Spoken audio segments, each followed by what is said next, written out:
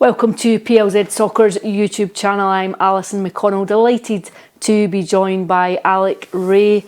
Alex, just to look ahead to Thursday night, obviously Rangers kick off their Europa League campaign with the visit of Genk. You obviously spent a bit of time as assistant at the club. Just tell us a bit about it. It's a fabulous club. They are very good at developing young players. So I'm expecting to see a couple of the new kids on the block come to Ibrox on Thursday, and they'll be disappointed with the start. They've got Alison, they're third bottom in the league, and that'll be frowned upon. You know, they see themselves as potential champions or challenging at the top end of the table, and the way that the club's structured as well is everything's geared to be there and competing in Europe.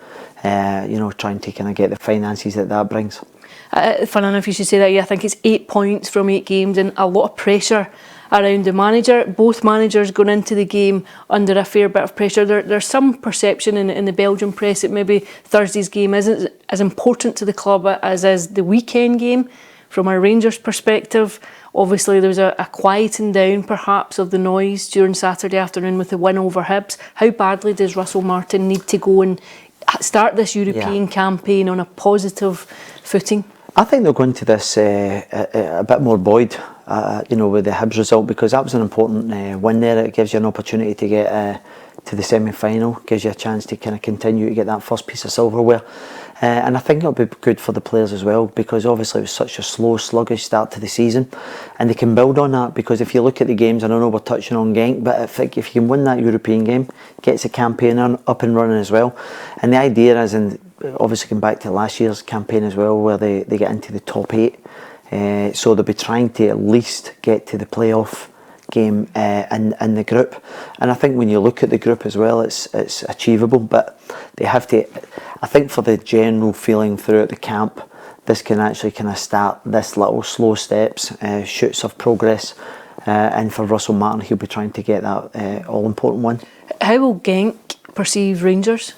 Well, they'll obviously analyse the game and look at what Bruges, you know, dismantled them really over 2 legs, and they'll be kind of hoping that they can also do that. The one thing about them is they'll try and play football in the right way. They try and construct from the back, try and play through the lines.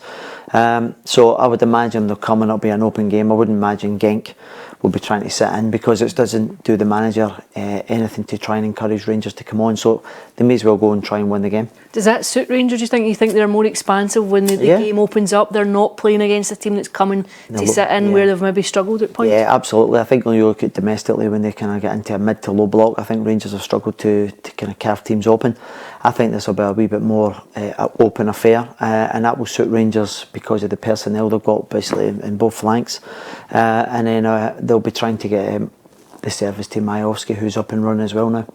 We saw obviously protests on Saturday before the game kicked off, protests during the game, fans making their feelings clear. How difficult is that for players to play in when they're coming out, maybe not knowing what the atmosphere around the ground is, and also how toxic it can get, as we've seen just in recent weeks when it's against?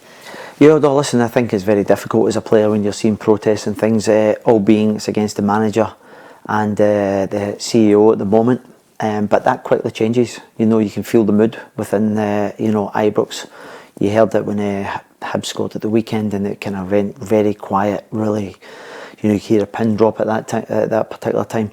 And so the thing is, they'll be wanting to get it. You know, one of the upshots in recent seasons is the European form has been very good, and they have a wealth of experience still in the building. When you've got Tavernier, Raskin, Big Jack, John Suter, so there's a kind of clump of players there who you feel as if can, you know, kind of encourage and help and support the guys that are just coming in the door.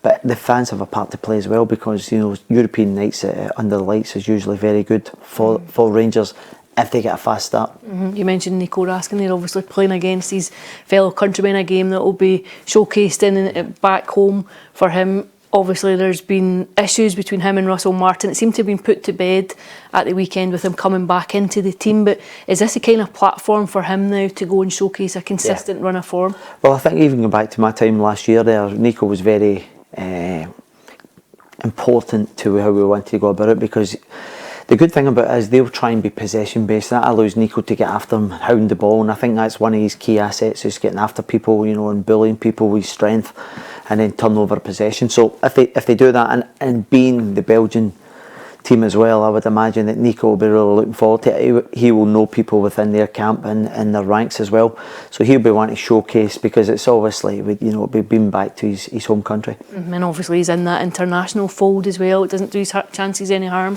just continuing to perform in a European platform. Yeah, listen, I think Nico's a very confident lad. He'll believe that he can go. I think there'll be a disappointment about the way that they lost to Bruges, and he'll be wanting to put that right. Does it make sense for everyone that the issues that you had with Russell Martin were consigned to the past, and that there's a pathway going forward? Well, listen, I think that game at the weekend, obviously the importance of that first goal that Nico got, and he also had a hand in the second one. It was an assist almost, you know, when he chips it into Moore. So he's having key moments within games. So I think that would emphasise to Russell Martin the importance, and not just that, actually the fans want Nico to be in the team as well, for what he's delivering, and obviously that performance at the weekend will reinforce that. And so whatever the relationship is with Russell Martin and Nico Raskin, both of them have to get beyond that, and it's because it's for the benefit of the team. Is he the best midfielder in the country for you? Listen, I think there's a lot of good players at Celtic as well. I think Nico, you know, listen, when he's in recent form in the Old Firm games, I think Nico's been a standout. He's obviously scored from a set plays as well. So he's obviously having a pivotal games against you know, Celtic when he's come up against them, because obviously the Celtic midfield three are very good. You've got Hatate in terrific form as well. You've also got Callum McGregor. Engels, you know, is a good up and coming young player as well. So I think Nico Raskin, when he's playing regular and he's driving that team forward, is very much in that conversation. Smallest guy in the pitch, yet he seems to score big goals with his head.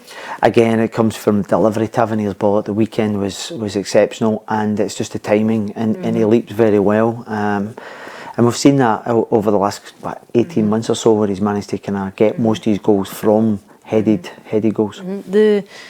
The signs that in the early stages of the campaign seemed that James Tavernier would maybe drop out, that Russell Martin didn't fancy him there. He's come back in. Would he start for you?